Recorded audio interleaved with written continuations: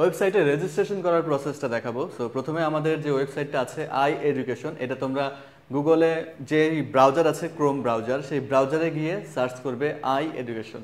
লেখার পরে দেখবে প্রথমে যে ওয়েবসাইটটা আছে সেটা হচ্ছে আমাদের ওয়েবসাইট ieducationbd.com। সো এখানে যাওয়ার পরে এখানে দেখবে হচ্ছে আমার ঠিক ডান পাশে লগ ইন নামে অপশন আছে। সো আমি লগ ইন বাটনের উপর প্রেস করার পরে এরকম একটা অপশন চলে আসবে, এখানে দেখবে মোবাইল নাম্বার লেখা। এখানে তোমার যেই অ্যাক্টিভ মোবাইলটা আছে সেই মোবাইল নাম্বারটা সবসময় ইউজ করবে, সেটা কিন্তু এখানে দিতে হবে। অনেক সময় তোমরা হচ্ছে এক নাম্বার ইউজ করো এবং অন্য ফোনে তোমরা মেইনলি হচ্ছে ক্লাসগুলো করো, এরকম করবে না। যেই ফোনে তুমি ক্লাস করবে সেই ফোনের জন্য সেই সিমটা থাকে এবং যেন এটা সবসময় অ্যাক্টিভ থাকে, এই জিনিসটা তোমরা অবশ্যই সবসময় এনশিওর করবে। এরপরে আমি এই যে মোবাইল নাম্বার অপশন আছে, এখানে গিয়ে আমি যেই নাম্বার দিয়ে রেজিস্ট্রেশন করতে চাই সেই নাম্বারটা দেই। সো আমি এখানে একটা আমার নাম্বার দেই।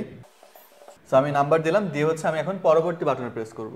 সো পরবর্তী বাটনে প্রেস করার পরে এরকম দেখবে একটা ওটিপি কোড লেখা আছে। সো আমার ফোন নাম্বারে একটা কিন্তু ওটিপি চলে আসছে। সো আমাকে এখন এই ফোন নাম্বারটা আমার যেই ওটিপিটা এসেছে আমাকে এখন সেটা দেখতে হবে। এই দেখো আমার একটা ওটিপি চলে এসেছে এবং বলতেছে your I education OTP is 5307। So আমি আমার ওটিপিটা এখানে বসাই 5307। সো আমি এটা বসানোর পরে আমি জাস্ট সাইন আপ করুন বাটনের উপর প্রেস করব।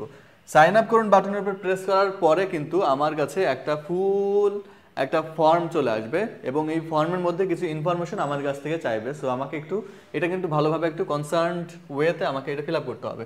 সো এখানে দেখো প্রথমেই লেখা আছে যে তোমার নাম লিখো। সো আমার এখানে যেই নাম আছে আমি সেই নামটা লিখবো।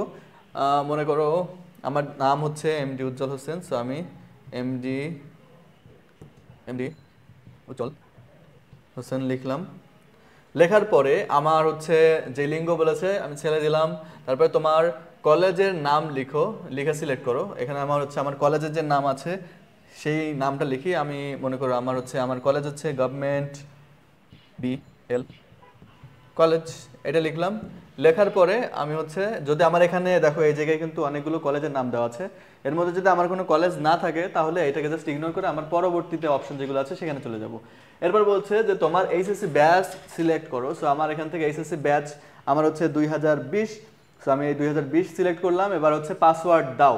এখানে তোমার ইচ্ছা মতো যেটা তোমার মনে চাই, যেমন খুশি তেমন সাজো টাইপের এখানে তোমাকে একটা পাসওয়ার্ড দিতে হবে। সো আমি এখানে আমার একটা ইচ্ছা মতো আমি একটা পাসওয়ার্ড দিলাম। সো আমি পাসওয়ার্ড দেওয়ার পরে আমার এখন একটা বলছে যে তোমার অভিভাবকের নাম্বার দাও। এখানে কিন্তু যে পাসওয়ার্ডের যে বিষয়টা এটা কিন্তু তোমার ইচ্ছা মতো, তোমাকে যে তোমার ফেসবুক আইডির পাসওয়ার্ড দিতে হবে এমন না, বা তোমার মেইলের পাসওয়ার্ড দিতে হবে এমন না, যে কোনো পাসওয়ার্ড যেটা তুমি সবসময় মনে রাখতে পারো এরকম একটা পাসওয়ার্ড দিবে। দেওয়ার পরে অভিভাবকের ফোন নাম্বার, এখানে তোমার যে গার্ডিয়ান আছে সেই গার্ডিয়ানের ফোন নাম্বার দিতে পারো, যার কাছে তোমরা যেই এক্সামগুলো দিবে সেখানে কিন্তু একটা রেজাল্ট আসবে, সেই রেজাল্টটার SMS-টা তাদের কাছে চলে যেতে পারবে। এই সিস্টেমটা আমাদের কাছে করা আছে। সো আমি এখানে আমার একটা নাম্বার দিয়ে দেই, আমার গার্ডিয়ানের নাম্বার রাখি। সো দেওয়া শেষ। এবার আমি যেটা করব জাস্ট এখানে দেখো নিচে লেখা সাইন আপ করুন। সো আমি সাইন আপ করুন বাটনে প্রেস করলাম। সাইন আপ করুন বাটনে প্রেস করার পরে কিন্তু আমার একটা অ্যাকাউন্ট ক্রিয়েট করা হয়ে গেছে।